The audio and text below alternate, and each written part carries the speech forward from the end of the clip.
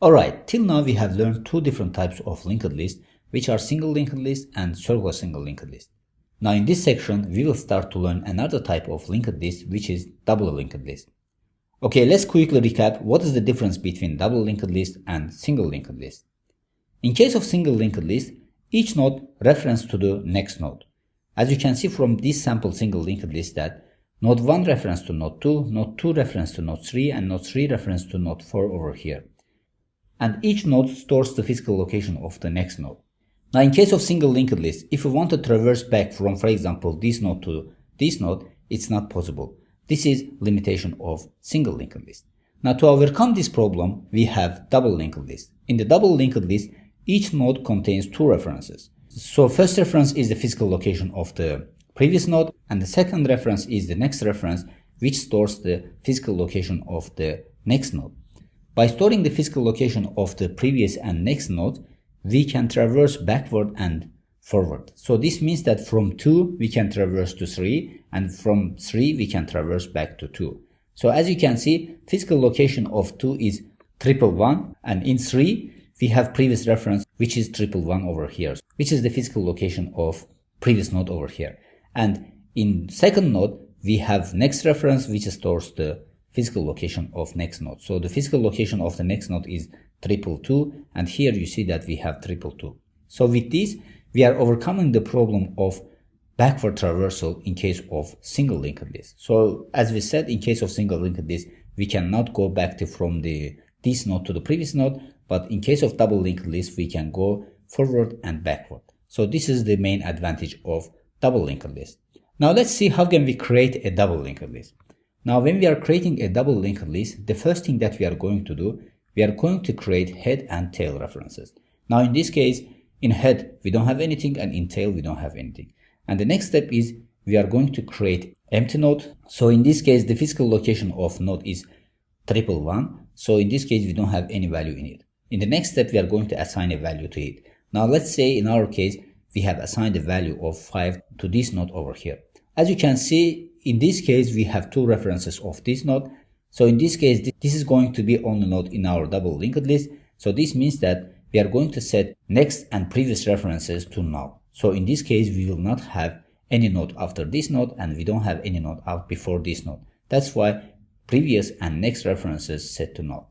Now then, we have to create a link between head to this node and a link between tail to this node. As this is the only node in our double linked list, so both head and tail has to reference this node. So we are going to update the tail reference to 111, and with this, a link between head and to this node is created over here, because 111 is the physical location of this node in the memory. Similarly, we are going to update the tail to 111, and with this, a link between tail and this node is created. So as we said before, 111 is the physical location of this node in the memory. So that's why by setting it to tail, we are creating a link between this node and tail. Now with this, we have successfully created our double linked list over here. So basically the steps are very simple. First, we are creating head and tail. Then we are creating a node and assigning a value to it. Then previous and next references of this node is set to null. And then we are creating a link between head and this node, and a link between tail and with this node over here. Now let's put all these steps together and see how the algorithm of creation of double linked list look like. Now here, algorithm starts from here. So in our algorithm, we will have node value as a parameter. And we are taking this node value and we are creating a blank node over here. Then we are assigning the value that comes from the node value to the node's value that we created over here. After assignment, this value will be in our node value, so as we did over here. Then the next step is we are going to set next and previous references of this node to null, because in this case, we will not have any node after this node and any node before this node. That's why next and previous references will be null. Then finally, we have to create a link between head and this node, and a link between tail and this node. So to do so, we have to set this node to head, and we have to set this node to tail. So by doing so, we are creating a link between head and this node and tail and this node. So then we are terminating our algorithm over here. Now based on this algorithm, let's create double linked list in practice. Now here in Java, we are going to create double linked list class to create a double linked list in Java. Now here, the first thing that I'm going to do, I'm going to create double node class, because in this case it's going to be the separate class, and inside this class we will have value, next reference, and previous reference. So I'm going to create new Java file over here, which will be named Doubly node. So inside this file I'm going to create our double node class. So I'm going to declare it like this: public class Doubly node. Now inside this class we are going to have three properties. So as we said, in double node we will have previous node, next node, and value of this node over here. So the first thing that I'm going to do, I'm going to create integer value. So it depends on your choice. So in our case I'm going to create integer linked list. That's why I'm setting this value to integer. Then the next thing that we are going to create, we are going to create next reference. So the type of next reference will be the type of this class, because it's going to reference to the next node. So we know that the type of node will be this class. So that's why I'm putting it double node next. And similarly, we are going to put public double node previous. Now, as you remember, when we are creating single linked list, we had only two properties over here, which are value and next property. But in this case, we have additional property over here, which is for previous node. Because as we said, in case of double linked list, we have to have a reference to the previous node as well. Now, after creating these properties over here, we are done with this class over here. So I'm going to create a new class for double linked list. So I'm going to create a new file over here by clicking add file, and I will name it doubly linked list.java. Then inside this file I'm going to declare our class like this: public class doubly linked list. So we know that when we are creating our double linked list, the first thing that we have to do, we have to initialize our head and tail values. So in this case, I'm going to create head and tail with the type of Doubly node that we created over here, because head will point to the first node, so the type of first node is Doubly node, and the tail will point to the last node, and the type of the last node is double node. So that's why I'm going to create them like this: double node head and double node tail. Now here I'm going to create one more variable which will keep the size of these double linked lists over here, because by saving this size in this size variable over here, we are making our life easier when we are implementing methods like traversal, searching, or insertion or deletion. Now we are going to use this variable in the future. That's why I'm creating over here from the upfront. Now the next thing that we are going to do, we are going to declare a method which is creating double linked list. So I'm going to create method public. So the return value of method will be the head value. So we know that the type of head will be the double node. So that's why I'm putting double node over here. So create DLL, double linked list.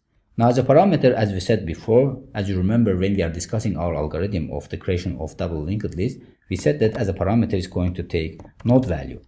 So based on this node value, we are going to create our first node in our double linked list. Then after doing so, the first thing that we will do, we will initialize the head. So I'm going to create set head to new double node. Then after doing so, the first thing that we are going to do, we need to create a node and assign this node value to it. So the node type will be the type of double node class over here. That's why I'm going to create it like this. So doubly node, new node will be new double node like this. So after creating it, we are going to set the value of this new node to the node value that comes from the parameter.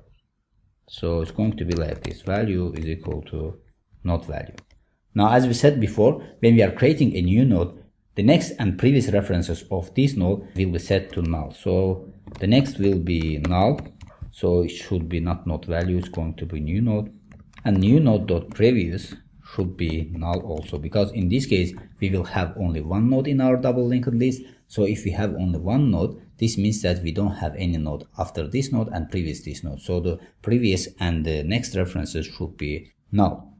Then we have to create a link between head and this new node and tail and this new node. So in this case we have only one node in our double linked list. So this means that head and tail both have to reference to this new node over here. So I'm going to set head to this new node and tail to this new node. Now after doing so, we have to increase the size of the double linked list by 1. So I'm going to set it to 1, because in this case it's 0, the initial value of this size is 0, so I'm going to set it 1, because in this case we have only one element in our double linked list. Now at the end I'm going to return head. So with this we have completed creation of double linked list in this case. Now as I mentioned before, the steps are very simple. So here first we are creating a new node, then assigning the value to it, which comes from the parameter. Then we are setting the next and previous references of this node to null, because in this case this is the only node in our double linked list. So this means that we will not have any node after this node and previous this node. So that's why the previous and next references are set to null. Then at the end we are creating a link between head and this new node and tail and this new node. So by setting new node to head and new node to tail, in this case we are creating a link between them.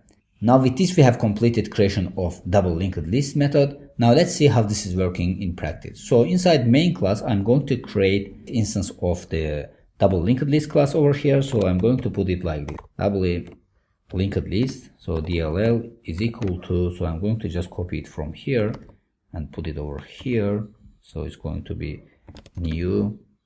Then using this DLL double linked list, I'm going to call create DLL method. So this is the creation of double linked list. So for initial value I'm going to put 1 and run our code. Now you see that in this case nothing printed out to the console, no error or no success message about this one. Now how can we check that if this double linked list is created or not? So if I print out head value to the console, in this case we should print out 1, because head reference to the first node. So in the first node we have the value of 1. So I'm going to print out to the console the value of head that we created over here. So dll.head.value. Now if I run our code one more time, you will see that it should print out to the console value of 1. Now you see that 1 is printed out over here. So this means that our double linked list is created successfully. Now with this we have completed our creation of double linked list. Now let's see what's the time and space complexity for this method over here. Now as always we are going to start from the first line of code. So in the first line we are initializing the head and we are creating a new node over here. Now these two lines of code here will take O1 time complexity. Then we are continuing to the next line of code. So in the next line of code we are updating the value of this new node that we created over here based on the node value that comes from the parameter. So here it will take O1 time complexity because this is just an assignment statement. Then we are continuing to the next line of code. So in the next two lines of code we are updating the next and previous references to null. So setting them to null will take O1 time complexity, so that's why these two lines of code will take O1 time complexity. Then we are updating head to new node and tail to new node, so this will also take O1 time complexity, both of them. Then we are updating the size variables. So we are setting 1 to size variable, so this one also will take O1 time complexity. Then at the end we are returning head, and this one also will take O1 time complexity. Now if we combine all these complexities over here, it will take O1 time complexity. Now the space complexity is also O1 because in this case we have only one node in our double linked list. So when we are creating a double linked list, we will have only one node. So that's why the space complexity in this case will be O1 space complexity. Now with this we have come to the end of this lecture. So in this lecture we have talked about what is double linked list and what is the main advantage of the double linked list, and we have implemented it in practice. So hopefully everything is clear about this lecture. See you in the next lecture.